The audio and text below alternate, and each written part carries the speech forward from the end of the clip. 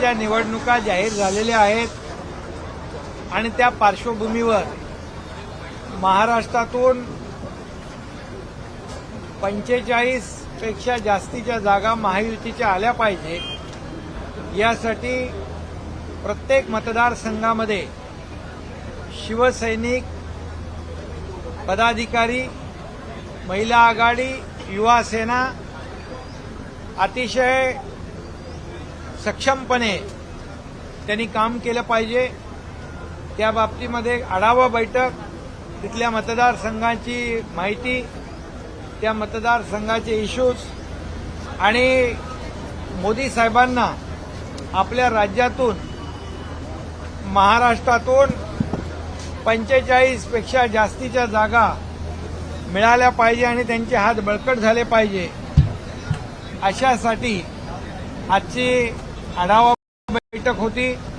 त्यामध्ये आमचे प्रत्येक मतदारसंघातले निरीक्षक असतील, त्या भागातले पदाधिकारी असतील, प्रवक्ते, नेते, जे स्टार प्रचारक, आमदार, खासदार, जिल्हा प्रमुख, तालुका प्रमुख या सगळ्यांची एक चर्चा झाली आणि या बैठकीमधून या जागा ज्या आहेत आपल्याला जिंकता कशा येतील यासाठी एक व्यूहरचना असेल आणि त्याचा आढावा असेल यासाठी बैठक महत्वाची बैठक होती। उद्धव ठाकरे यांनी टीका करताना पुन्हा एकदा मोदींची तुलना ही औरंगजेबाशी केलेली आहे, त्याबद्दल आपली काय प्रतिक्रिया? खरं म्हणजे हे दुर्दैव आहे।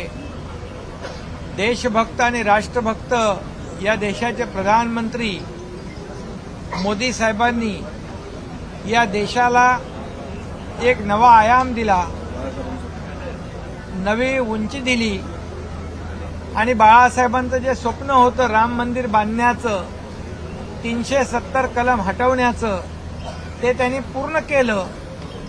अशा आदरणीय प्रधानमंत्री महोदयांना औरंगजेब म्हणणं म्हणजे या देशाचा अपमान आहे।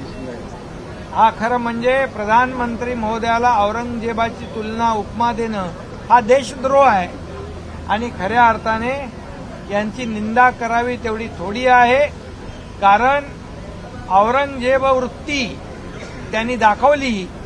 कारण आपल्याला माहित आहे त्यांनी भावालाही सोडलं नाही, औरंगजेबाने बापालाही सोडलं नाही, नातेवाईकांनाही सोडलं नाही। तीच वृत्ती, औरंगजेबी वृत्ती यांनी दाखवली, या महाराष्ट्राला माहित आहे आणि म्हणून त्यांच्याकडून दुसरं काय अपेक्षा करणार।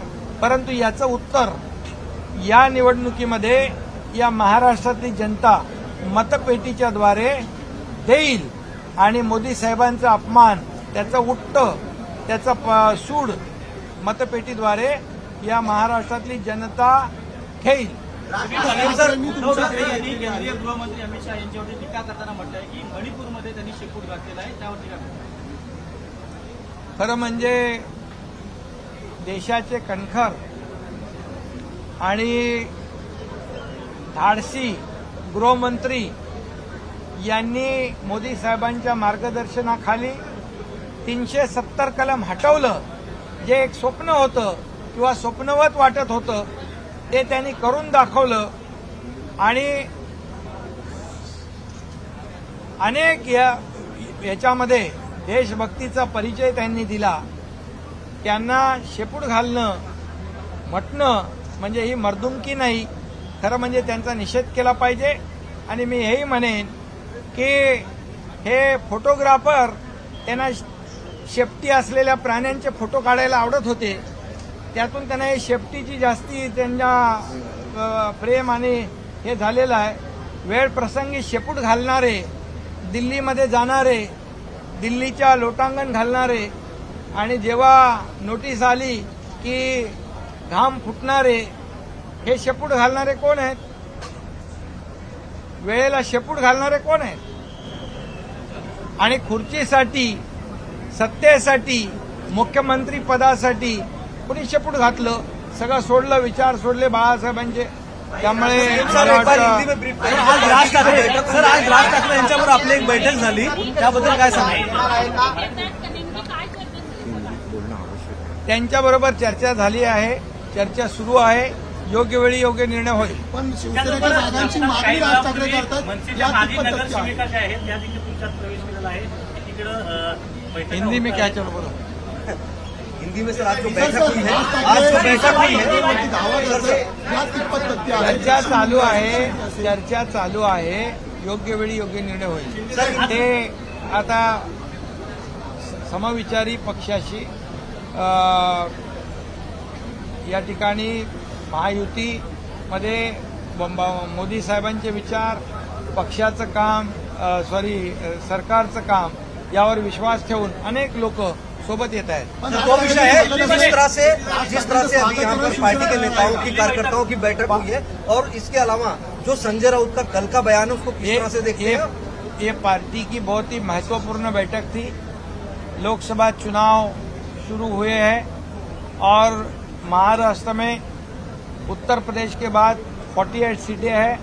इसमें 45 से ज़्यादा सीटें हमें महायुति को लानी है और मोदी जी को उनके हाथ मजबूत करने हैं. मोदी जी को फिर से प्रधानमंत्री बनाना है. महाराष्ट्र का उसमें बहुत बड़ा योगदान चाहिए.